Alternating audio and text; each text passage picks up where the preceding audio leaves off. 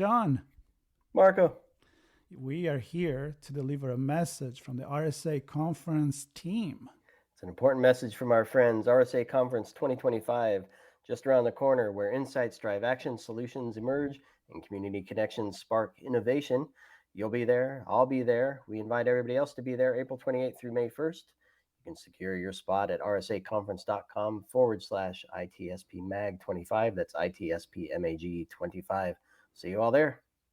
I'll be there. See you there.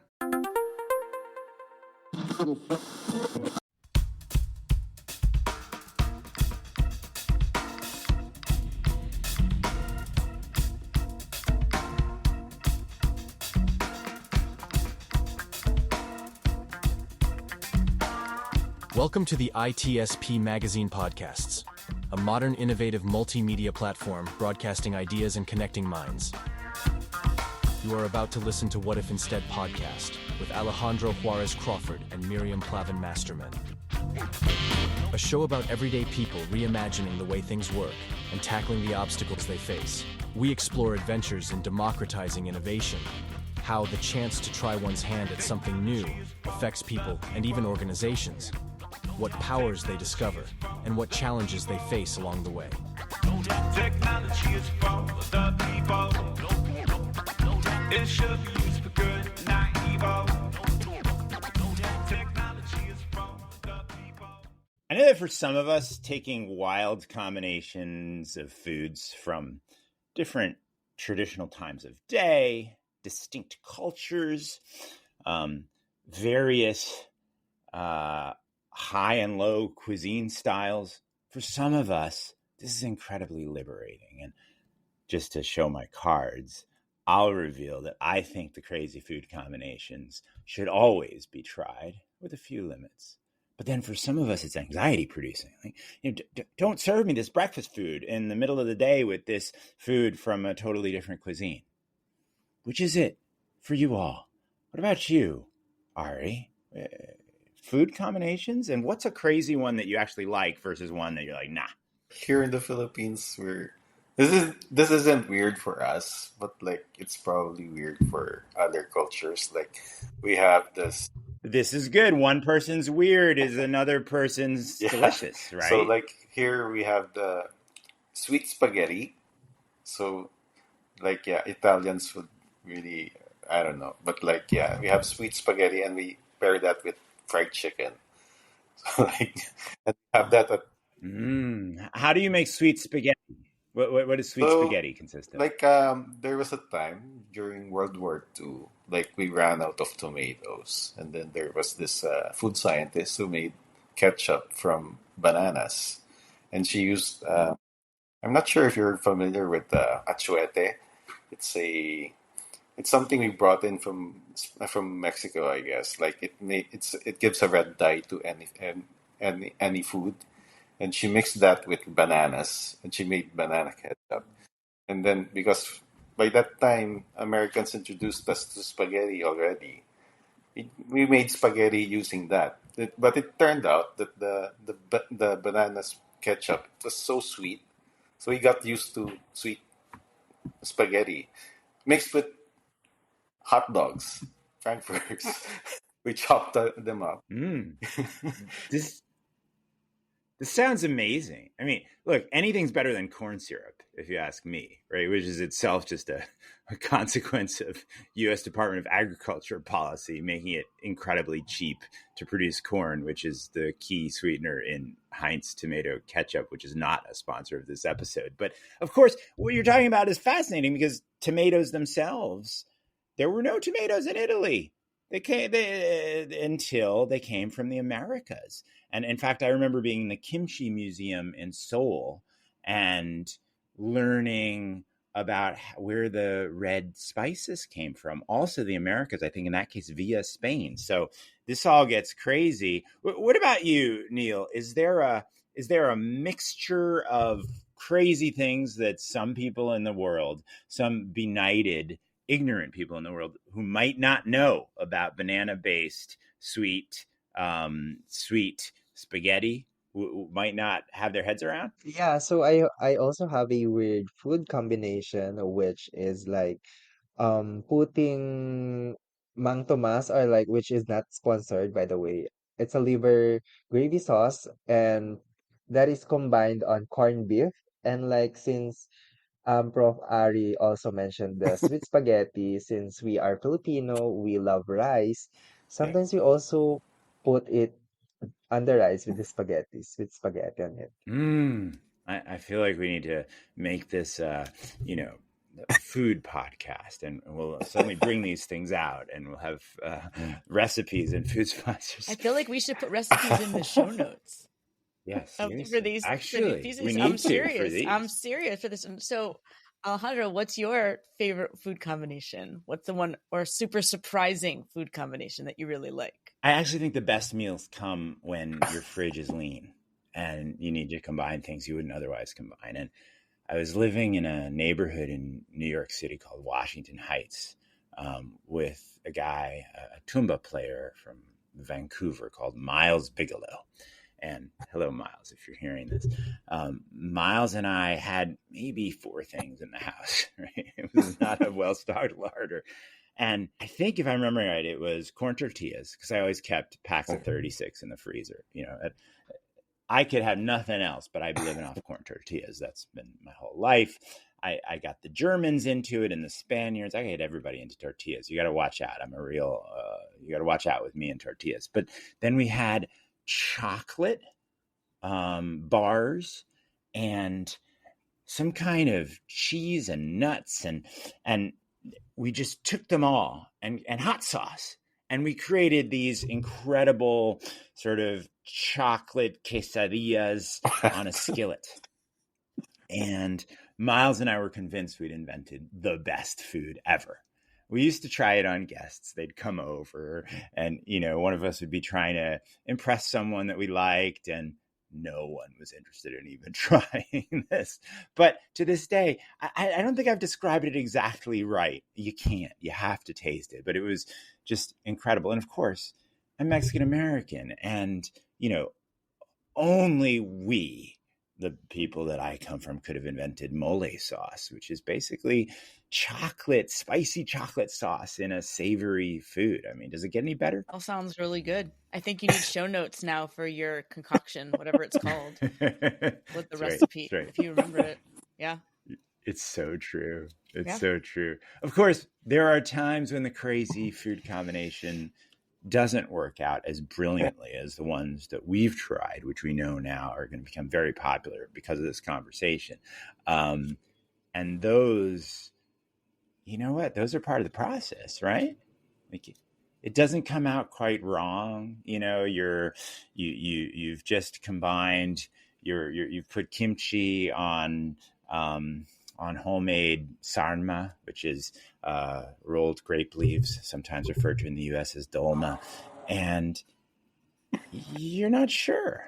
Are you going to do the kimchi with sarma? But it's always worth trying, in my humble opinion. Before we get into a very wide-ranging conversation that will probably require many show notes and many links, I'd like to take a minute and introduce our guests. So, as we've done a couple of times before, we have a pair of guests with us today, coming to us from the Philippines. I'd like to start with Ari Luis Halos. And Ari wears many hats and has done many things in his life. And the things I want to focus on directly relevant to our conversation involve his work in a company that his parents founded called Arnicam, and it's a company that makes a biofertilizer called Vital N, and it goes on corn and rice and other crops. And so he's had a lot of experience sort of operationally building and running that operation. He also now teaches at the University of the Philippines, Open University, which is the distance learning online campus of the University of Philippines. And he teaches actually at the university. He teaches a class in entrepreneurship, and one of his students in entrepreneurship is joining us today, Nylle Antiporda. So Nylle actually has a company that he's founded and is in the process of getting off the ground, called Juan Lift. And it's a company that is designed to use the digital environment, digital space, to create work and career opportunities for people with orthopedic disabilities. So we're really excited to hear how this idea got started and how they're planning to kind of take it big and all of that. So thank you both for joining us from the Philippines. welcome to What If Instead. Thanks, Mim. I'm Alejandro Juárez Crawford. My co-host is Miriam Plavin-Masterman, and we're on a mission to make launching experiments of your own, including crazy food combinations, but also companies and good things like our guests here have launched, as normal as watching some video on your phone. Welcome to What If Instead, the podcast. Now, I'm fascinated to get into how and why each of you has launched ventures and the what if instead that led you to embrace Arnichem and Juan Lift, and also how the two of you work together. But before we get into that, what's in a name? I got to know, how did the name Arnichem come about, and how about Juan Lift? Okay, so like yeah, it's actually my father who thought of the name Arnichem. It's not because like we have a chemical fertilizer or something, because like yeah, our fertilizer is actually based on microbes. But what he did was like he took our pet names and combined them. So like in Arnichem, the AR is my name, Ari, and the N comes from my mom's her nickname, Nina. Then the I comes from my sister Imnas's name. Then my dad's name is Ponciano, but his nickname is Chito, so that's where the CH came from. And then my youngest brother is named Emmanuel. So like we just combined my dad combined all of this and came up with Arnichem. So like if I introduce myself, they ask us, "What kind of chemicals do you make?" Like, no, we don't make any chemicals. We're actually into bio fertilizers and stuff, but microbes. Like yeah. So I don't know where he, but yeah, basically he just got our names and put them in a blender and stuff like in the Arnichem. I just love it. It's a beautiful full family portmanteau of nicknames. And Ari, you don't know this, but we have something in common in that it wasn't a company at this stage, but when I was 9 years old, my younger brother convinced my parents to get a dog, and we adopted the dog from the SPCA, etc., but we could not agree on a name. So we ended up with an acronym. You know, it sounds like a shadowy organization. It was SAHM. So we called the dog Sam, but it really stood for Snapper, Amnon, Henry, Max, which I guess were the what each of us thought of. Yeah, I think my brother was going for Snapper, which sounded real tough to his 8-year-old self. Anyway, Henry had been my grandfather's dog. Amnon, of course, was my mother, and Max was my dad. So there you go. But wait, what about Juan Lift? Where did that name come from? Yeah, so Juan is a popular name here in the Philippines, which is a Spanish name. In English, it's John. So they are usually names for protagonists on movies or teleseries.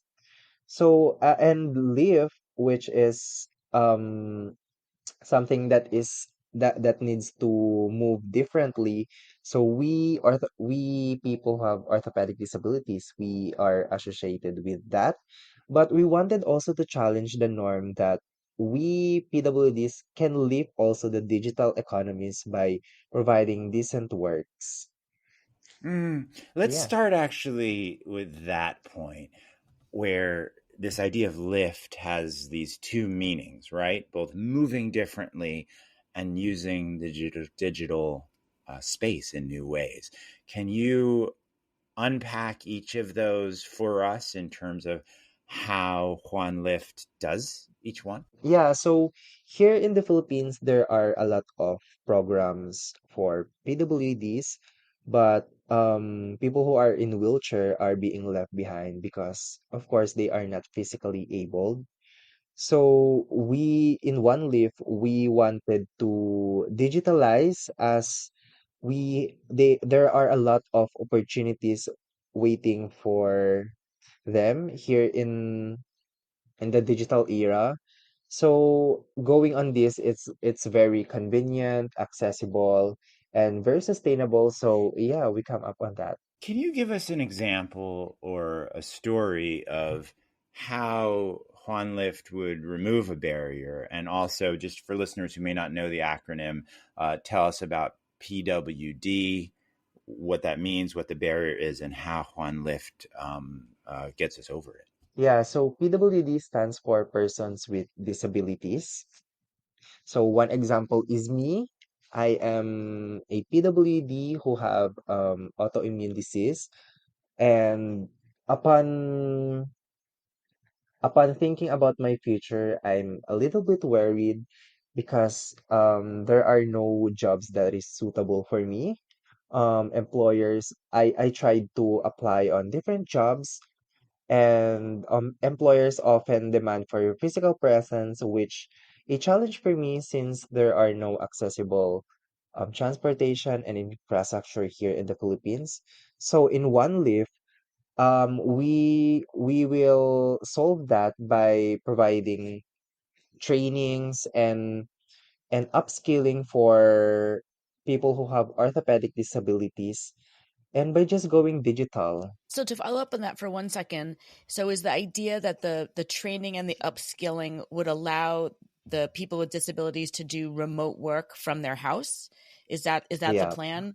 So it might be something yeah. like photo editing or data entry or things like that where you could do it from home. That's roughly the idea. Yeah, so upon conceptualizing with One Lift, we are very lucky that one of our members is a virtual assistant.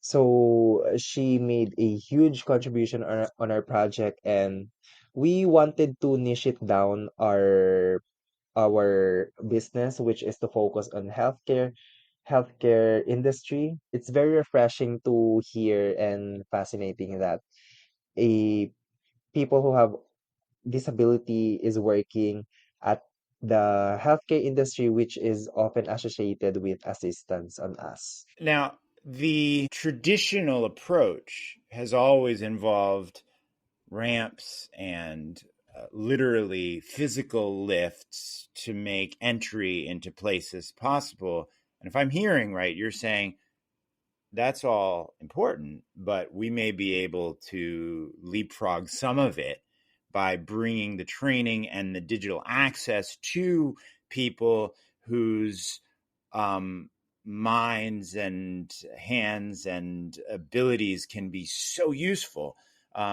Tell us a little bit. You mentioned the virtual assistant on your team. That's Rachel, right? Tell us a Yes. little bit about how that collaboration helped to shape this, and others on your team and what they brought. And I'm also curious how Professor Ari was involved in working with you on it. Yeah, so before Rachel, we get feedback that they really cannot understand what our focus on. So when I got an email from Rachel, she discussed the different pros and cons of our project, and she mentioned that it's very too broad to just say that we are going to digital. So she mentioned her experience as virtual assistant. We had a meeting and like we agree that it's really broad, and as for me, I really cannot understand what is the goal of our project. Ari also is very supportive on us. He introduced different virtual agencies here in the Philippines. We also experienced interviewing them and made a contribution on One Lift, and we are able also to gap the issues that they are experiencing. Maybe we can actually break those three things you just mentioned down.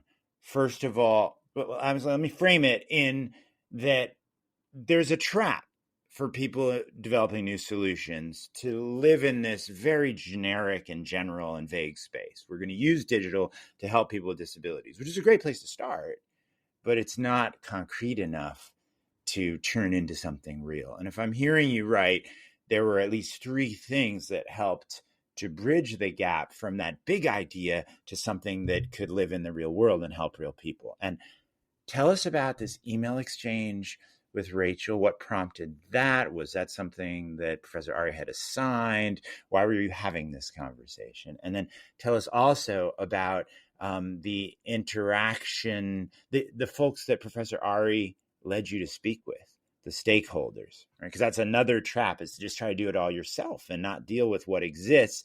And thirdly, a little bit about what you learned with the coaching of Ari in order to actually do this. Can you break it all down for us in a little bit of a story? I think it's midnight when I read Rachel's email for Juan Lift.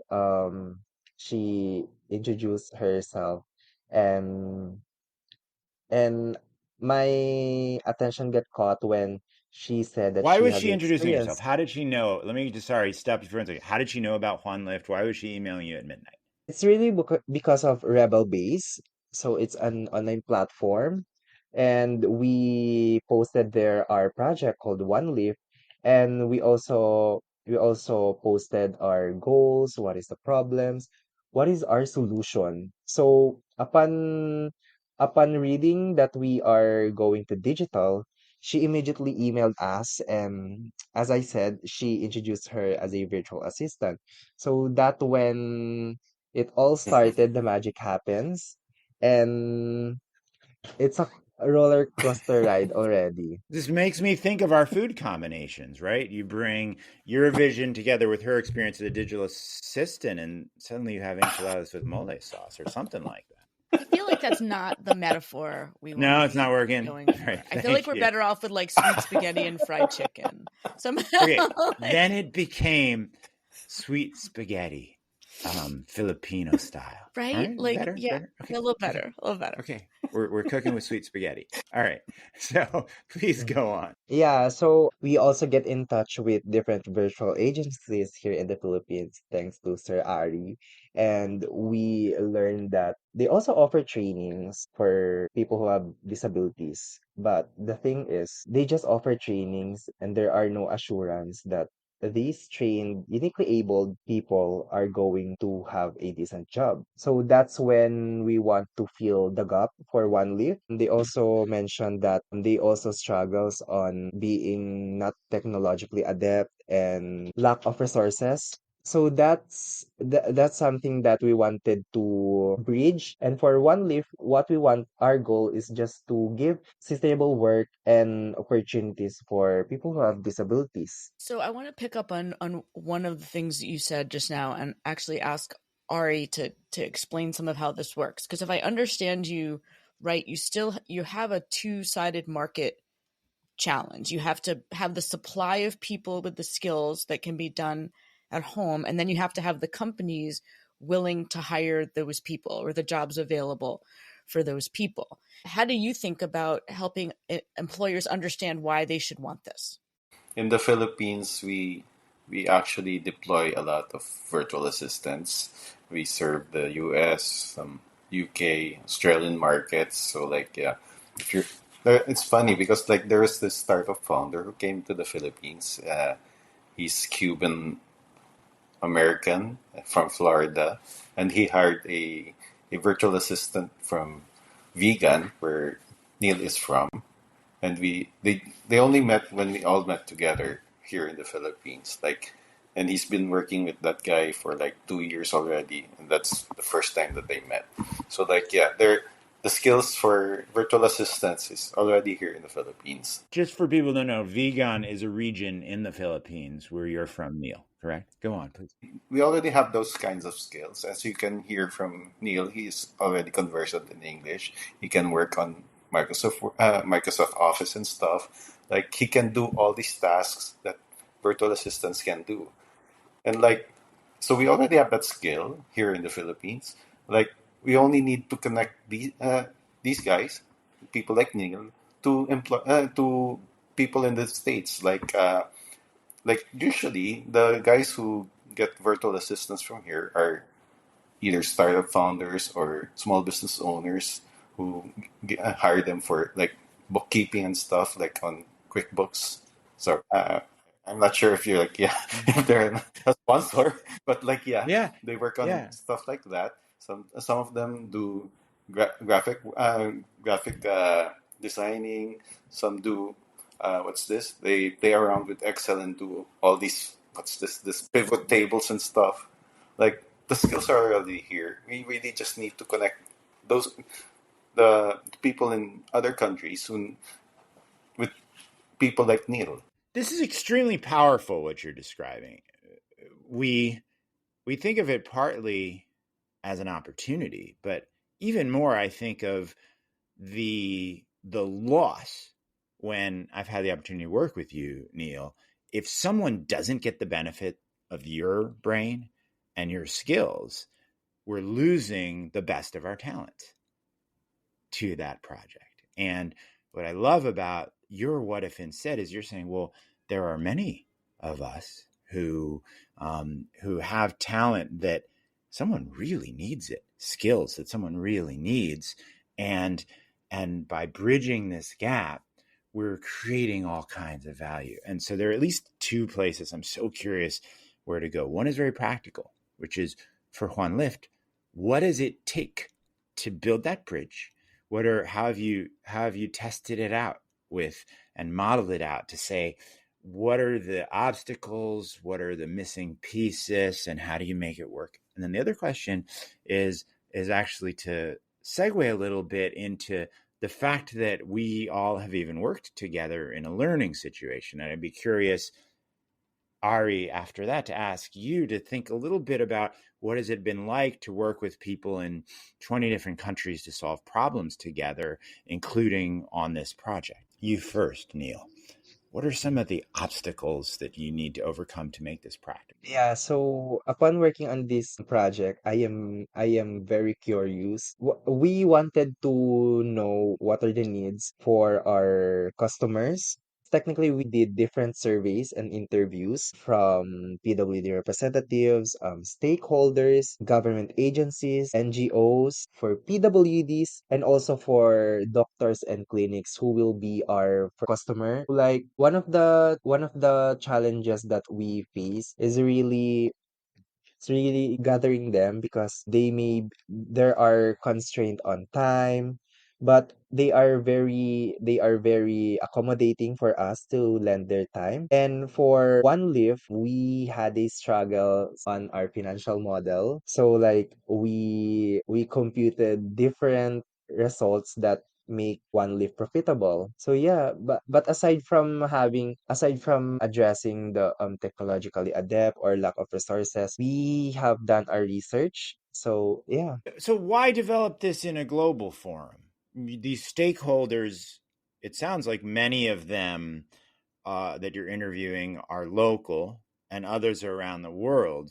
But why develop this within a forum like the one where you worked with Professor Ari?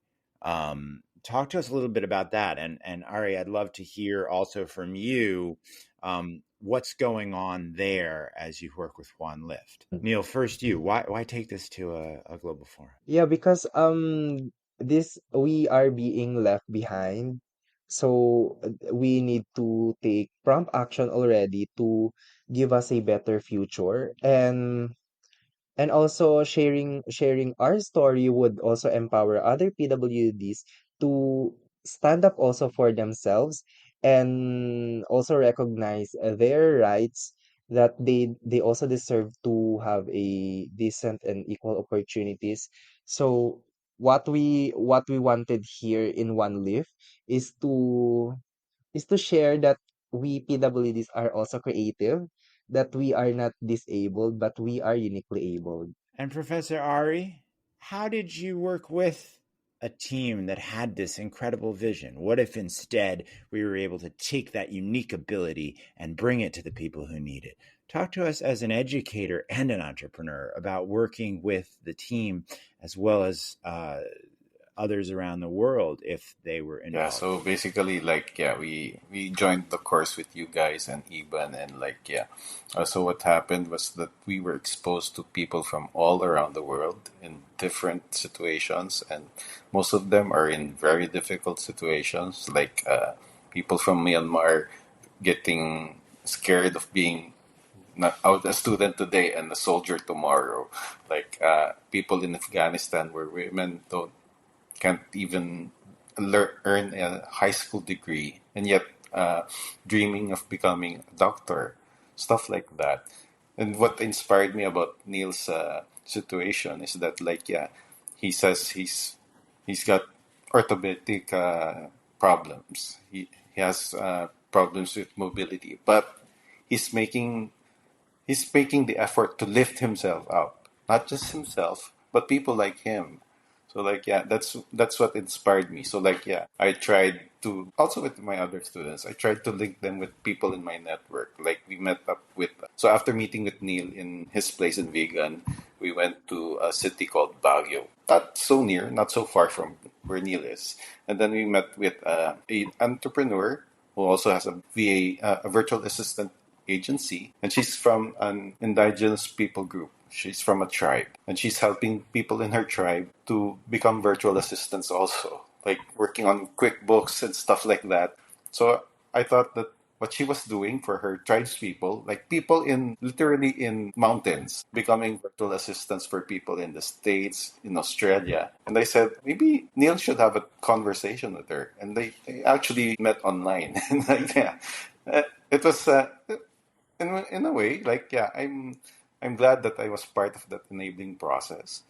And like yeah, I also heard of someone from Bangladesh where they had problems with what's this taking care of the inheritance of the women.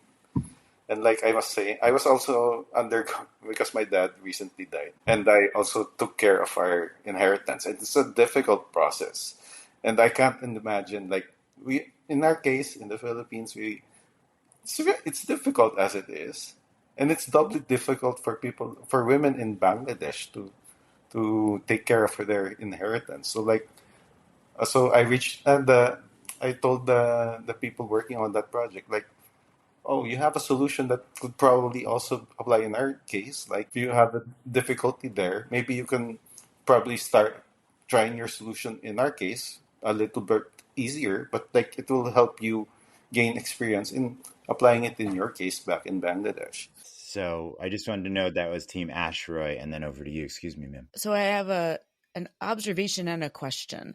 So it sounds like if I'm understanding the business model correctly, it's a staffing and placement agency, sort of all in one. Okay. So when Neil and when Ari and Nylle, when you coordinated meeting with this woman trying to do the same thing or doing the same thing for the indigenous, at some level, she's your competitor. Why would she help you?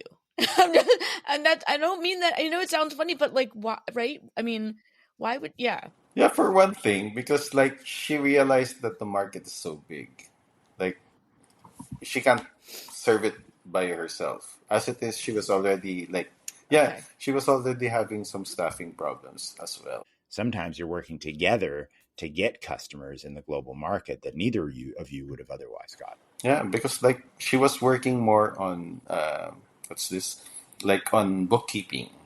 So like yeah, that's one skill that yeah probably doesn't appeal to many people. Like you're dealing with numbers and stuff, and then like yeah. Hey, careful. I was a recovering math nerd here. I love the numbers. I love numbers, so like, and then like some people they are creative, so like they work on like stuff like yeah, graphic design. Others have patience to like to look into patients' records, like what Neil's probably planning to do.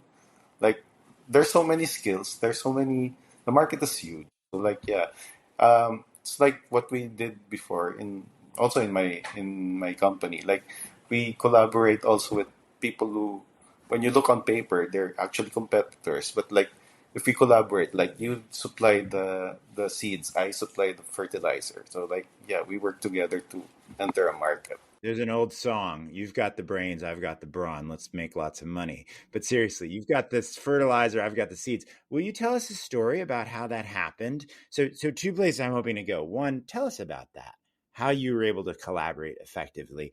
And I'm also interested in this idea you've articulated, Ari, of all these talents that might not be together. you might not have known each other from school or from work, and yet we're able to bring them together. And I want to know if that's part of Juan Lift's vision. So first, talk to us about that story. There was this bidding in province down south, and they were looking for a lot of products. Like, it would be impossible for a single supplier to supply them all. So, like, yeah, I had a friend who had another friend. He linked us together. He said, "Oh, let's bid on this project together."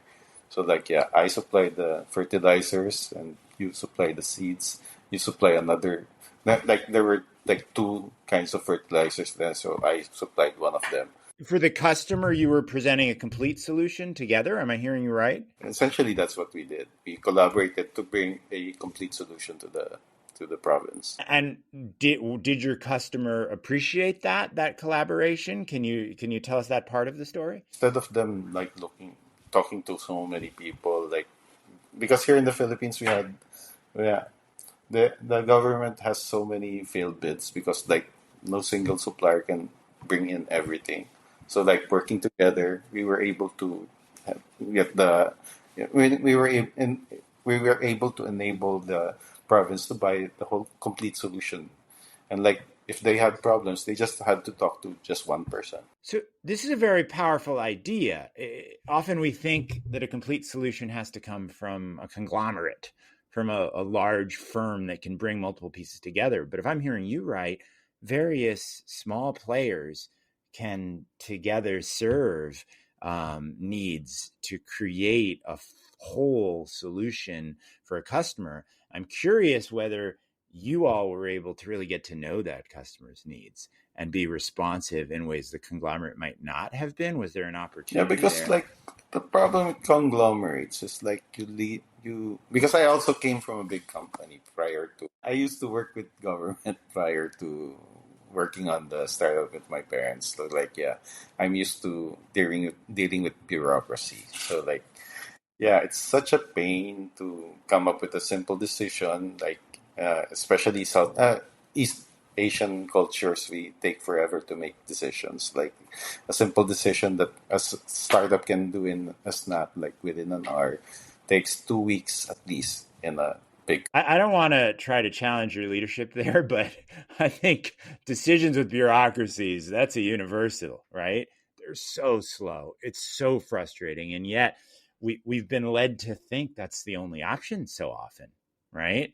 So I'm very fascinated. I wondered, if I'm not making too strong a segue here, I wondered, Nylle, whether from that phone call with Rachel or that meeting with Rachel to the stakeholders that you were interviewing, that you started to talk about, and the competitors, were you also combining pieces to create a complete solution, or is that part of your vision for Juan Lift? Yeah, so Miss Rachel is really the game changer here in One Lift, aside from our experiences. Since the VA industry is already saturated, there are a lot of niche. So for One Lift, we wanted to niche it down and target a market that is evolving. So Miss Rachel also guide us on providing informations, what are the pros and cons for the healthcare industry, because of course as a business what we wanted for our employees is to be sustainable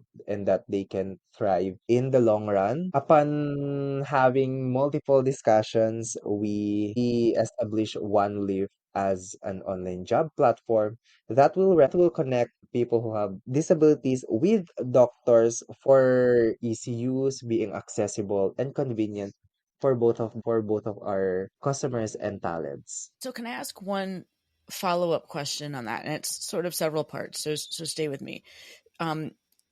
You've talked about, and Ari has talked about, supporting companies in Australia, in the States, throughout Southeast Asia, where the insurance for healthcare is really different, right? Some countries have a national health service, like in Australia, for example. So supporting the doctors in some ways is much more uniform, much easier than in the States, where we have a patchwork system of some people are covered by employer health insurance, some are covered by government, right? It's kind of all over the place. So the reason I'm asking this is when we think about the health insurance market, in some areas, it seems like a really natural fit. Anywhere where there's a national health service seems like a really straightforward thing to make sure that you are able to provide the constant training and upskilling for the people. I'm just wondering, like, I'm saying this as someone who's had to navigate the U.S. health system. It's a mess. So how are you training, or how are you ensuring that all the people that you're training are able to navigate the 15 different insurance rules and regulations to help the doctors? The reason I'm asking all this, and my setup is, if the goal is make your people incredibly useful to the doctors, that's a much harder thing in the States with our mess of insurance than in some other countries. For One Lift, since we also research about the healthcare system in the United States, up and in One Lift, we are not just here to provide them trainings, but also to comply on the laws in the United States. So one of the features of in One Lift is to train people who have disabilities on HIPAA. So it's like the Yep, data the Privacy Act, privacy. Yep. yeah, in the United States. So of course, as a virtual assistant, we just don't need to provide the assistance, but also to comply on the laws on asset on the in the United States. So everything will fall in places and went smoothly. There's a big idea. This is what's striking me as I listen, that you started with. Help people with orthopedic disabilities to use digital to surmount these leaps and make their incredible talent available to people who need it. Then there's these collaborations we've talked about, bring together these various talents. But then it sounds as if you're actually being extremely specific as you become responsive to the use cases. I just heard you say you're understanding U.S. healthcare regulations, right? So you're going from big idea to multi-point collaboration to very specific use cases, knowing everything about it. I just want to pause and think about that, because that is magic and not what we always hear. Big vision to this very narrow focus to respond to your user needs. But it also makes me think about, there's a recent Trevor Noah podcast. They say the system doesn't care about you. And then Christina Mbegwe, who's his co-host with Trevor Noah, says, I was on the phone to customer service for hours crying because of claims. And she's speaking about the shooting of the CEO of United Healthcare.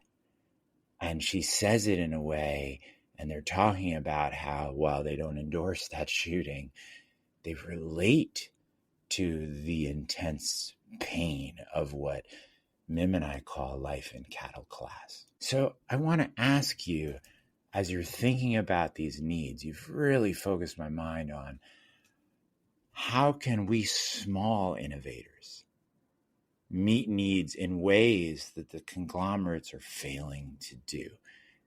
How do each of you think about that big problem, even as you're testing these incredible and really bringing these incredible solutions from Juan Lift to Ari and Nylle? So, like, yeah, I'm sorry if I want to. I'm sorry, Neil, if I want to comment on the, because like my sister's a doctor in the States, and yeah, they complain about not being able to give patient care. They're actually more like defending their decisions to the insurance companies.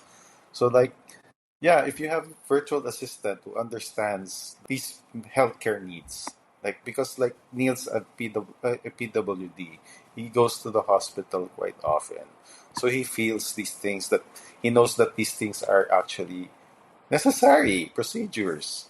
So like the doctor, like my mom, my sister, she was trained to like operate. No, she's actually a psychiatrist, so she's playing with people's minds. But nevertheless, she's more of like, yeah, she's trained on treatment. She's trained on helping people get better, rather than Ari's sister, if you're busy playing with people's minds right now, he also said you're trained to help people Yeah. get better. So Just saying. she wasn't trained to become a lawyer. She was trained to become a doctor, to treat people, not defend her decisions to some other, so to these big conglomerates. So the doctor feels that her decisions are being overridden, or she's having to navigate what the lawyers think is important. I'm hearing right, Yeah, aren't so I? like that's why I'm thinking that Neil has a real big opportunity. One Lift has a big opportunity here. Like people are frustrated with that kind of system. They're paying through the nose for insurance, and they expect when they get sick, the insurance will take care of them. Turns out that there are lots of denials. Like so frustrating. Yeah, no, this is so striking. There's a phrase in user experience design, right? Empathy based, designing based on empathy. But if we don't know the situation the way Ari describes you knowing it, Neil, how empathetic can we be? Then our empathy is just good intention from a distance, and we all know how counterproductive someone's good intentions can be. And I don't now mean from a distance remotely, I mean from a distance situationally. Can you pick up, Neil? It's very powerful what Professor Ari has said. How has your understanding of these situations in healthcare, as well as the power that can be brought from people with orthopedic disabilities to meet these needs, how has that shaped your thinking for Juan? Yeah, so during our sustainable entrepreneurship class, Sir Sebastian mentioned that if you are closer to the pain, you will most likely get a solution. So as a PWD who experienced different struggles, and also of course, as a PWD, I have health issues. So I also go to different hospitals for checkups. There, I observe that during monthly checkups or like weekly checkups, I observe that doctors or clinics often receive overwhelming patients, documents, and tasks. So like that's when I got an idea like, what if we challenge them to hire us because they also raise an issue that they wanted to have an assistant, but they are having difficulties on looking for the right talent.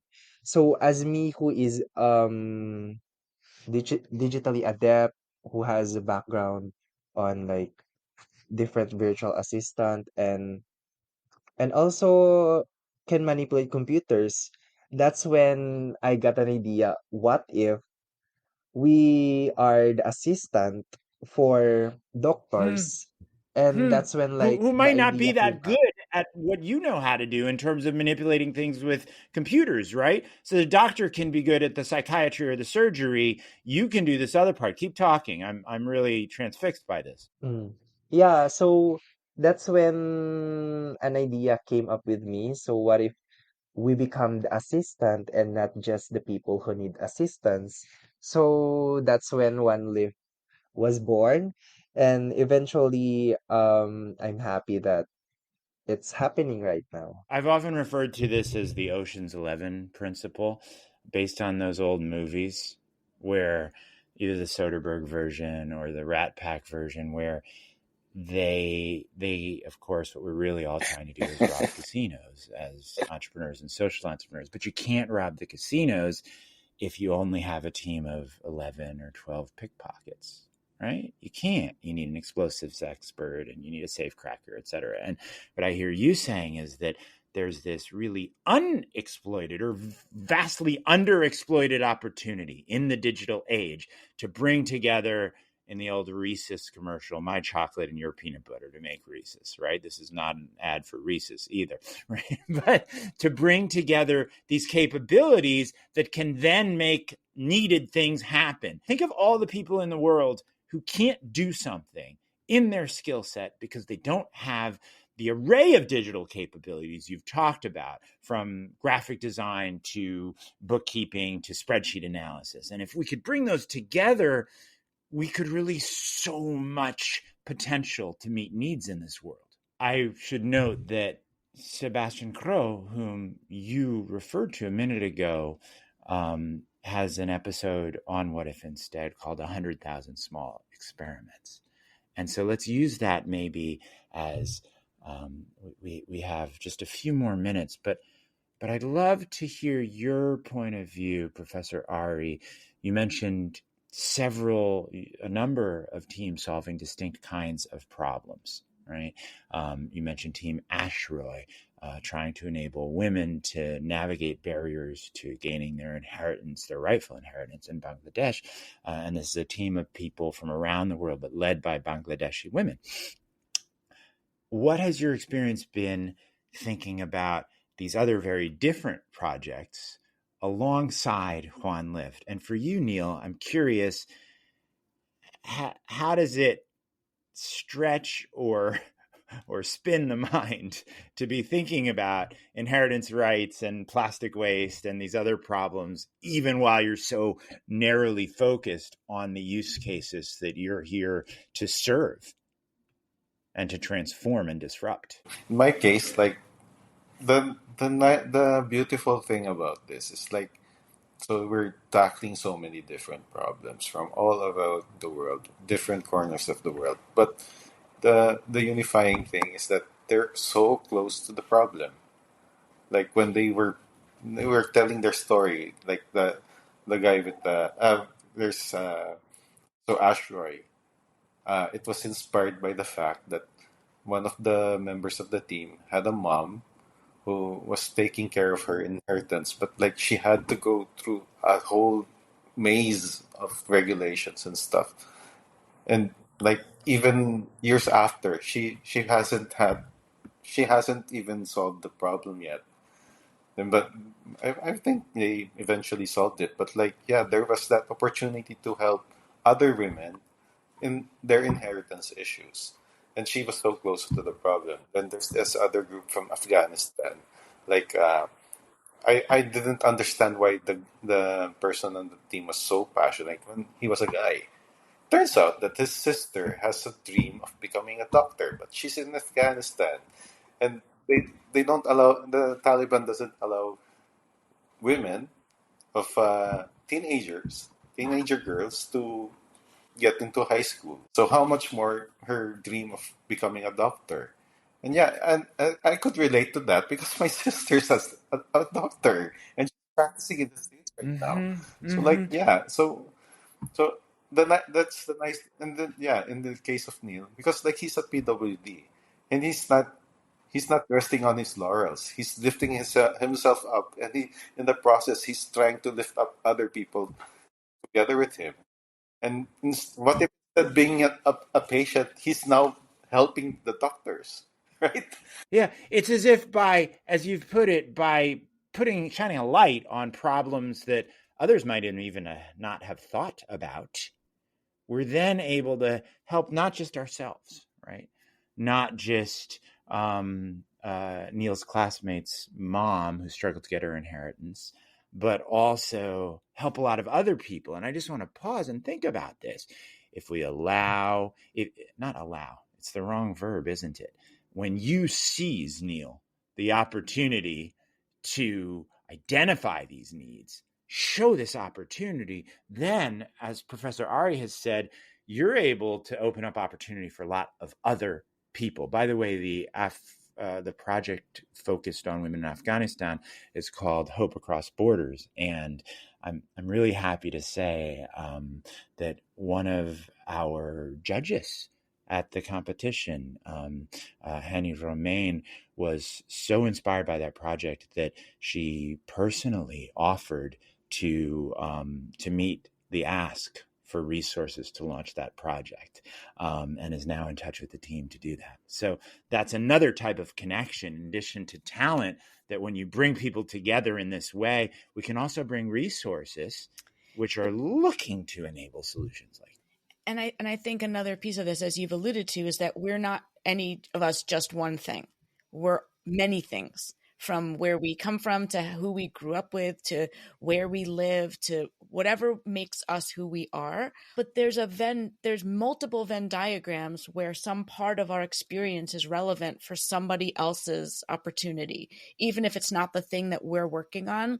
Like I might know someone who's a person with disabilities. I'm like, oh, wait, I should tell them about this thing that they could now go do, because I didn't even think that it was an opportunity for them until Nylle presented it. Or I might have expertise from a completely different area that's really relevant to help him fill a little hole or a missing piece in what he's doing. Wait, that's amazing. So there's not just a permission, but there are synapses that fire. Yeah. Of opportunities we see.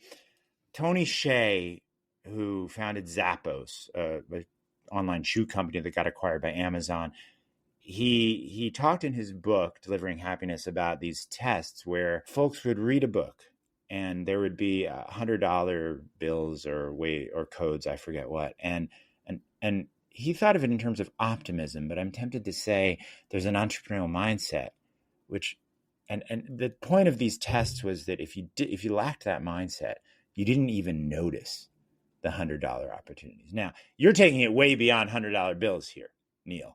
And you're opening up whole ways that things could work differently in the world, to open up, to solve problems, to bring talent to opportunity.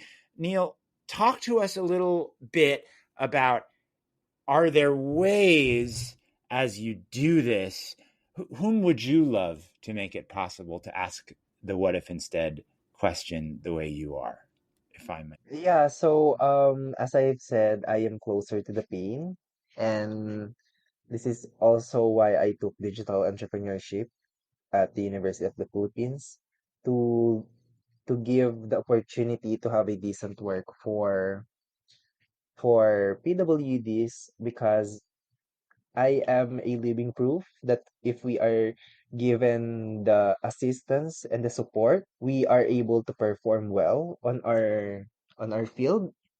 So on this episode, I just want to share my stories and my project to all our possible customers, which is the doctors and possible investors, because our project is not just about for the money, but it is for the future for PWDs like me, and a testament that we have we have an opportunity that is waiting for us, that our life will not just revolve around our wheelchairs on our home, and be that and that we are also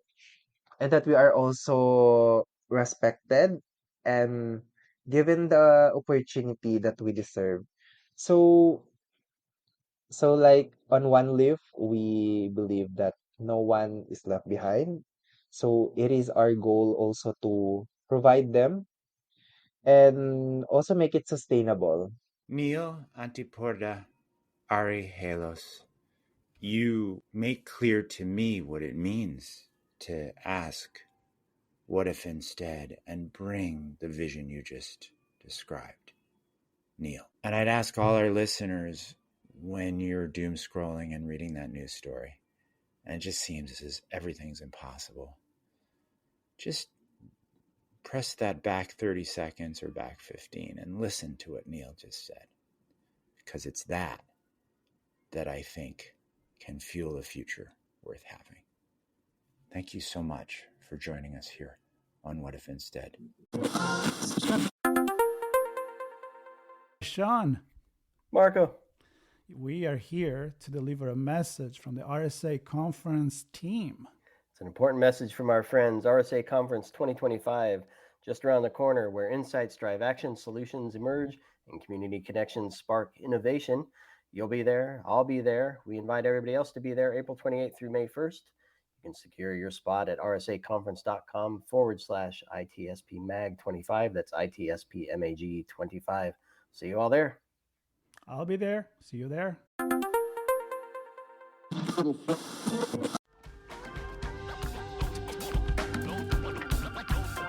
We hope you enjoyed this episode of What If Instead podcast with Alejandro Juárez Crawford and Miriam Plavin-Masterman.